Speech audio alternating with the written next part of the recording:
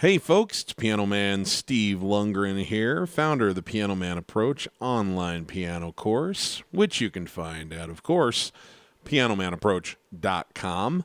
Thanks for joining me here in this demonstration video where we're going to use my special glide formula, which is my formula for learning songs. It's 5 steps, and we're gonna use a song by, well, it was originally done by Roy Orbison, but I think the most popular version of it's probably Linda Ronstadt today, Blue Bayou. So we're going to be in Linda's key because I think that's the most famous version of the song, and kind of a, not the easiest key in the world to play in. It was in the key of B major, but I'm going to do it there because I know that a lot of my folks a lot of my students are going to be on digital pianos, but an appreciable portion will be on acoustic pianos, and they're going to want to be able to play along with the recording if they so like. So we're going to teach it, well, we're going to demonstrate it here in the key of B. And the purpose of this video, remember, this is not a note-for-note tutorial. It is showing you how you can take the simple tools that I teach in the Piano Man Approach, which are chords, rhythm patterns, and improvisation techniques, and apply them in a simple 5-step process formula to learn pretty much any song very, very quickly, and then have the rest of your life to just keep getting better at it and add new tricks and tools to it. So let's take a look at this. First of all, let's bring up the old glide formula visual aid so that you can see what it is that we're doing here. So as you can see, step 1 is get the chords, followed by step 2, listen to the song. Step 3, identify the feel. Step 4, drill it down. Step 5, enhance with improv and signatures. And when you do that, you'll glide right through the song. So let's take this one step at a time and show you how it is done. Okay, so step 1, get the chords. There's a lot of different places you can find chords for songs these days. Start with a Google search. There's some free resources. Now remember, the free resources may or may not be as accurate as some of the more paid resources. UltimateGuitarTabs.com, for example, will usually have several free versions. They usually are not as reliable as if you subscribe, for example, there, where you'll probably get the right chords for sure. But you might find the right chords for free, or you might need to pay $1.99 somewhere to download either sheet music or a lead sheet from like Hal Leonard or any number of different apps and websites out there that do this. So the first thing is you got to get yourself the chords. The second thing you want to do is listen to the song. So you want to look it up somewhere. Could be YouTube, could be Spotify, could be Pandora, could be Apple Music. It doesn't matter. Someplace where you can stream it, or if you own it and you want to have a listen. And while you're listening to the song, that's where step 3 comes in, and you want to identify the feel. Now, I have 4 essential feels and then lots and lots of different variations of those feels that you can play around with. But the feel is the basic rhythm pattern that we're looking for. So rhythm pattern number 1, the basic feel looks like this. 1, 2, 3, 4, like so. Rhythm pattern number 2 is called the heartbeat or the syncopated feel, which is like this.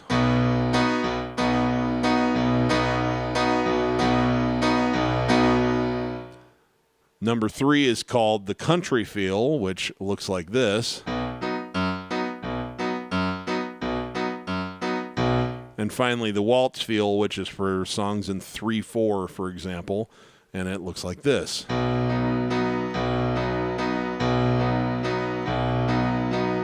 Okay, so what you have to do is, now that you've got the chords in front of you and you're listening to the song, you want to play through that chord progression along with the recording and see which one of those rhythm patterns matches the overall feel of the song best, and that's where you begin.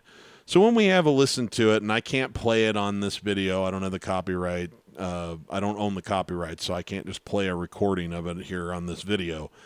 But were I doing that, what you would find is you might try some things, and if you tried the basic feel, you'd see that something didn't quite feel right. Da da da da da da da da da da da da da. Which those chords, by the way, are just B major, then F sharp major. Okay. So something about that didn't quite sound right. It was a little boxy. It was a little choppy. So we move on and we take a look at the second rhythm pattern, which is the heartbeat feel or the syncopated feel. Da da da da da da da da da da da da.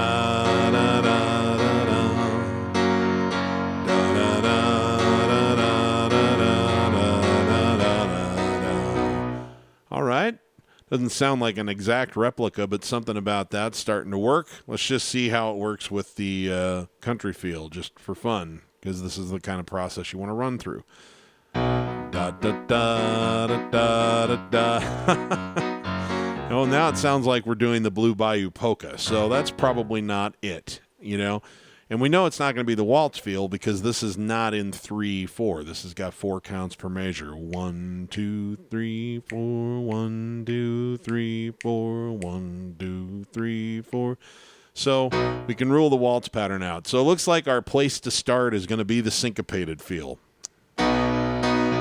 which you can learn all about that at thepianomanapproach.com. I'm not going to go into everything about that right now, but what I can tell you is that the left hand is the most important part. Your left hand becomes the drum kit and the bass guitar. So it's where you get your groove in the song. And this is one of the tricks, by the way. This is one of the special tricks that I teach that I think a lot of piano players miss, is that they're trying to copy a song that they've heard. They're trying to copy a recording that they've heard.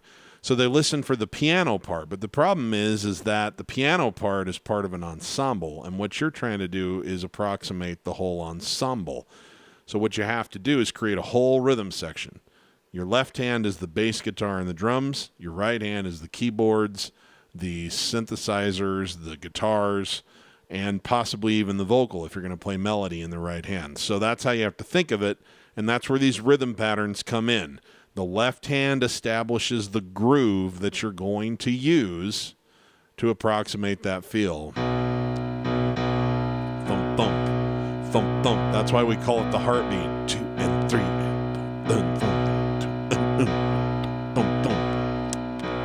Okay? The right hand, the simple thing to do is just to play quarter notes. 1, 2, 3, 4 on the chord, but that's not where it has to end. You can do all kinds of different variations with the right hand. So that's where we want to start. Dun, dun, dun, dun, dun, dun, dun, dun. Dun, dun, dun, dun, dun, dun. See how the groove is there? Dun, dun, dun, dun, dun, dun, dun, dun, dun. And the reason why I'm being kind of slow and meticulous about this, for those of you who are going, why don't you just shut up and show me how to play the song? I don't want to teach you just how to play the song. I want to show you a process that you can learn so that you can learn any song. I don't want to give you a fish. I want to teach you how to fish. So if that drives you crazy, I understand. I'm probably not the guy for you, but if you're intrigued by this process, just watch along. I do this with a lot of different songs from all different eras and all different genres of popular music, country, rock, pop, and going all the way back to the crooners and all the way forward to the modern contemporary artists of today. These principles will allow you to play all of popular music. And it starts with establishing a groove with that left hand, okay? So the next thing is, what might we do with the right hand to create a little more pizzazz for the song? Well, if you listen to it, you'll hear ba-da-dum bump bump bump ba-da-dum bump bump bump ba-da-dum bump. It's not necessary that you do that, but one easy way to do that is you play the chord and then you do what we call arpeggiate up. So bump, and what arpeggiating means is you simply play the chord one note at a time, and in this case we're going up. We're ascending. So B chord, bum ba da dum bump bump bump bum ba ba bump bump bump bum bum bump bump bump. So that's one thing you can do.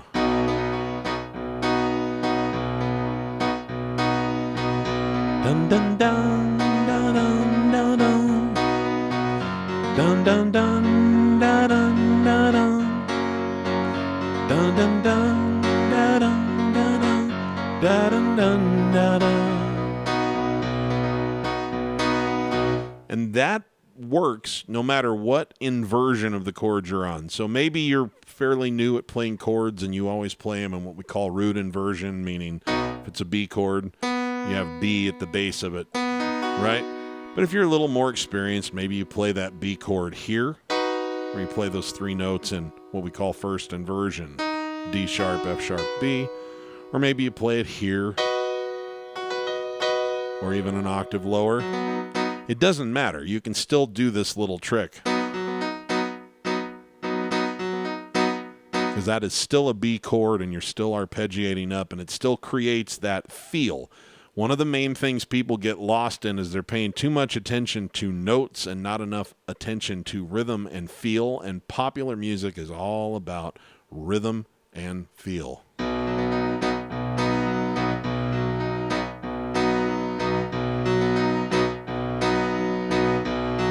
Just slow that down a little bit.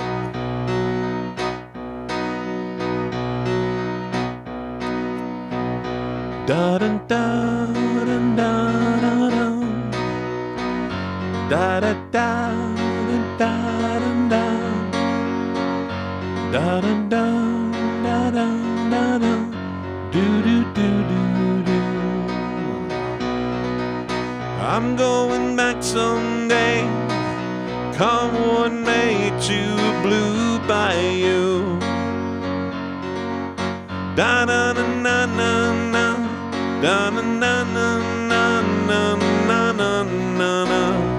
Now you see how by knowing these basic tools, and I've taken much more time than you'd need to, if you actually understand, if you know your chords, your basic major, minor, augmented, diminished chord triads, okay?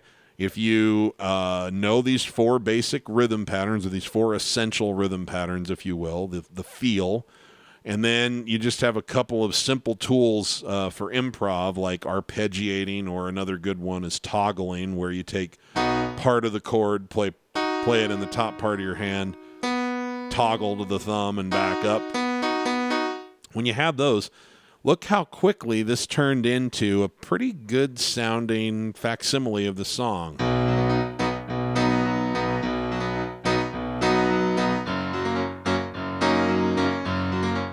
I'm going back someday, come one day, to Blue Bayou.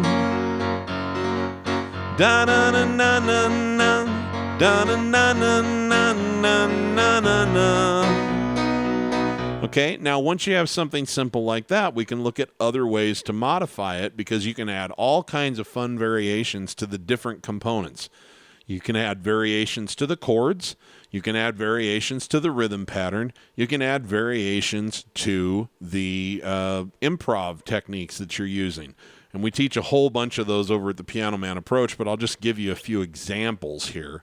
Okay, one of the first things, let's take a look at the bass line rhythm pattern. So if you listen to the actual bass guitar, what you'll hear is something, you're not going to hear this.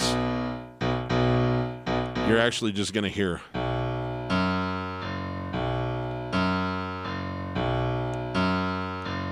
Now, why am I not teaching it that way? Well, for one thing, if you pull one instrument out of that mix and just play it exactly the way it was on the record, what you're going to find out is it was designed to be a piece inside a jigsaw puzzle, so it's not going to have the same effect. What you're hearing when you listen to the record is that combined with a drum beat. So the best way to approximate the combination of the two is with that thump, thump, thump, thump, thump, thump, thump. But there is an element of what that bass guitar is doing that we could add here. So notice how we're in the key of B. Okay, and if you play with the B scale, you get 1, 2, 3, 4, 5. So F sharp is the 5 of B. B is the 1. And it looks like on each chord, they're kind of alternating in some way between the 1 and the 5.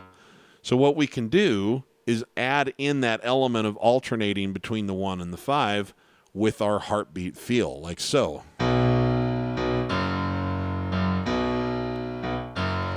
Could be done in octaves like that. It could be octave Bs and just the F sharp like so.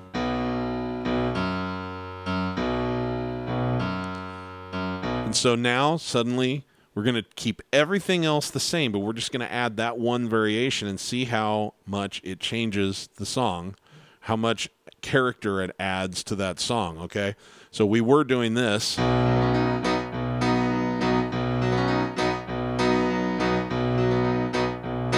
Okay? Now we're going to do this.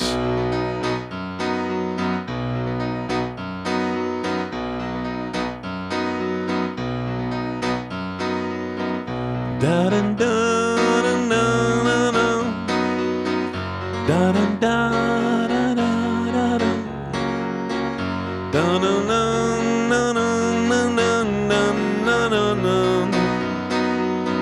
And I don't know if you've noticed this, but I'm not necessarily like a robot always getting this in. Sometimes I'm just kind of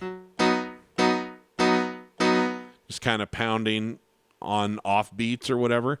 You don't have to be that automatonic. You just kind of want to establish a basic thing and kind of hold to it a little bit.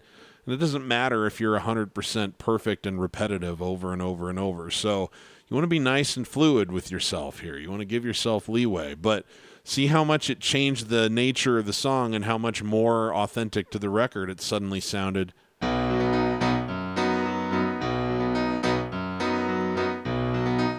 I'm going back someday, come what may, to Blue Bayou. Da-na-na-na-na. But if you take away that heartbeat, you don't have that groove anymore, and you end up with the same problem that most piano players have, where it suddenly becomes really, really empty and kind of void of groove and rhythm, and you get, I'm going back someday, come what may, to Blue Bayou. Da-na-na, which sounds nice enough, but if you actually want that sort of feel like you're used to with the recording and the band in there, you got to have that thump, thump, thump, thump, thump, thump, thump, that syncopation. That's what creates pace and groove, okay? So that is the first step in all of this, and you've got a great little song. When you get to the instrumental thing, what you can do basically, if you're really skilled already at improv, you can use Improv Scales or different kinds of modalities for more advanced stuff. But you can literally just take what you were doing here and jump it up an octave, okay? And during the solo, it can just be this.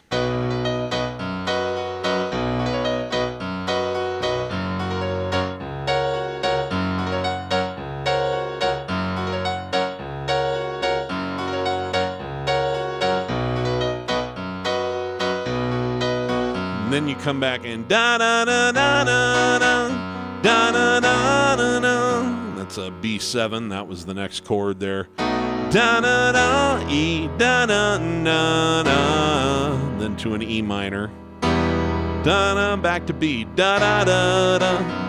Then back to F sharp da da da da da da. In Blue Bayou.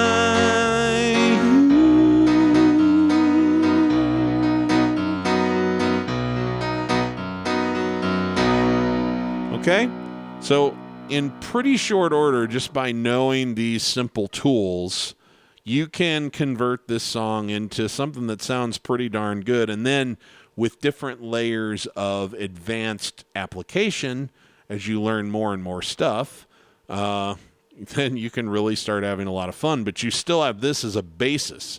You know, I do a lot of advanced application stuff in my live stream concerts and my YouTube performance videos and out when I'm playing gigs and such. But the thing is, it's always based on something like this. I always have a foundation under me. When I first learn a song, it tends to be about like so, and then I start creating variations. I start adding fun and interesting things to it over time, but it's always based on this 5-step formula. Get the chords, listen to the song, identify the feel, drill it down, which, by the way, the drill it down part simply means that you get real comfortable with the chord progression, playing it in a very, very simple way without doing anything special other than the rhythm pattern, because you want to make sure that you're not having to think too hard about where the next chord is. So in this case, you just drill it down by going...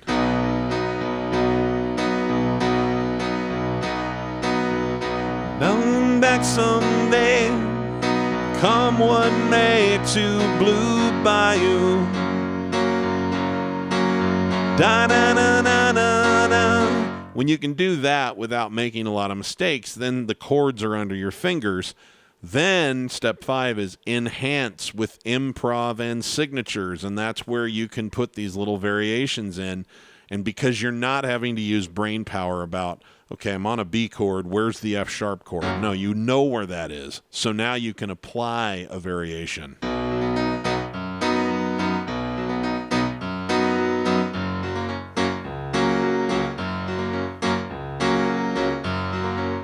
And once you've enhanced it with improv and signatures, you got yourself a song. Now, if you're playing the melody in the right hand instead of singing or accompanying a singer, there's a 4-step formula that we can add on to it that I call flow, and I do not yet have a catchy visual aid for it, but here's what it means. It means find the melody, which you might be able to do through a lead sheet or a piece of sheet music. Like most sheet music will have the chords as well as notation, so if you read notation a little bit, you can just look at the melody line only.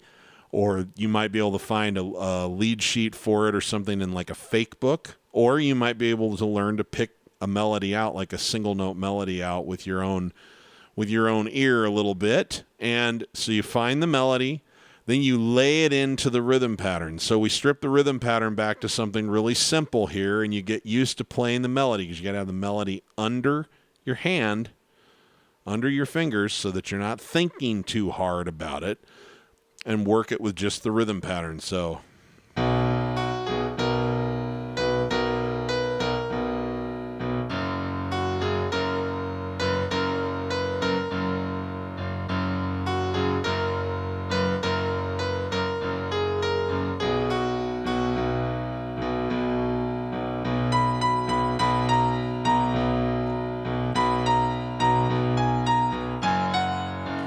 now, when you're playing the melody, that's why this left-hand stuff is so crucial, because when most people are playing the melody in the right hand, they have absolutely no groove going in the left hand, and that's when the sound gets really empty, even though they're playing lots of notes and really thick chords, because there's no pace. So it's really important.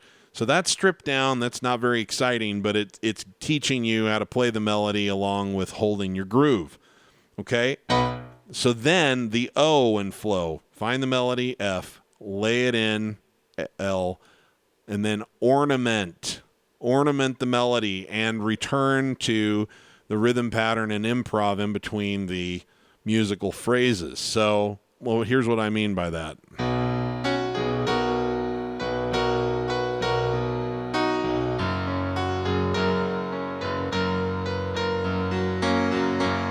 Notice how I played a musical phrase, then I went back to the chord and just sort of did a little toggle and then came back to the melody.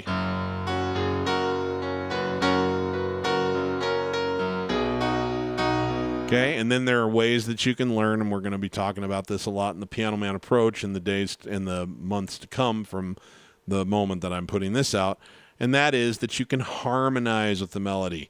There's different things you can do. Once the melody's under your hand and so you're not having to think about where to go on that melody, you can add notes from the chord to harmonize with it. You can even add elements of the rhythm pattern with the other parts of your hand while you play it up and down.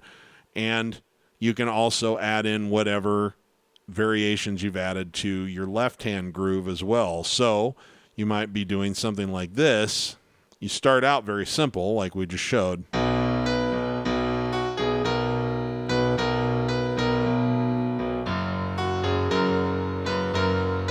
Okay, but eventually it might look more like this.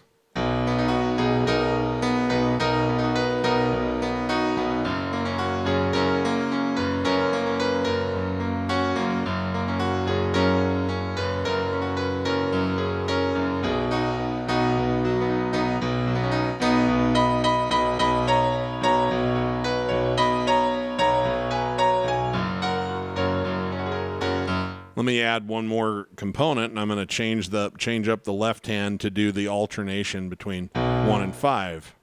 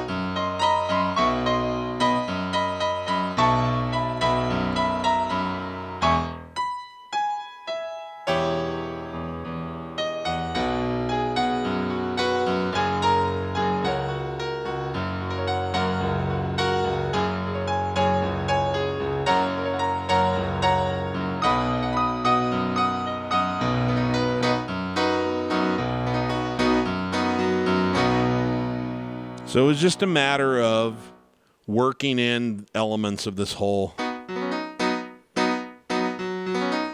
right into playing the melody.